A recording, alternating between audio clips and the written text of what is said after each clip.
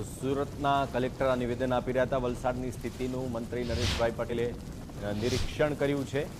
નાયબ મુખ્યમંત્રી હર્ષભાઈ સંઘવી વલસાડની મુલાકાતે રવાના થયા છે. નાણામંત્રી કનુભાઈ દેસાઈ પણ વલસાડ ખાતે જવા માટે નીકળી ચૂક્યા છે.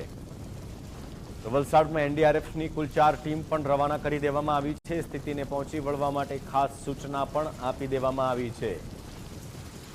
તો વલસાડની સ્થિતિને ધ્યાનમાં રાખી એ સમગ્ર વિસ્તારની અંદર દરેક તાલુકાઓમાં જે રીતે વરસાદ વરસ્યો છે એ મારા આટલા લાંબા જાહેર જીવનમાં મેં પહેલીવાર જોયું છે. કોઈ જગ્યાએ 20 ઇંચથી પણ વધારે વરસાદ પડે એ તો આપણે પહેલીવાર જોઈ રહ્યા છીએ.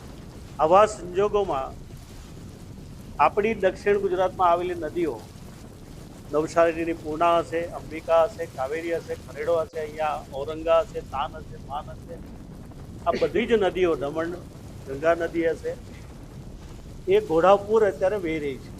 જે હાઈ લેવલ સપાટી છે એનાથી પણ ઉપર આપણે આ નદીઓ અત્યારે વહેતી જોઈ રહ્યા છે.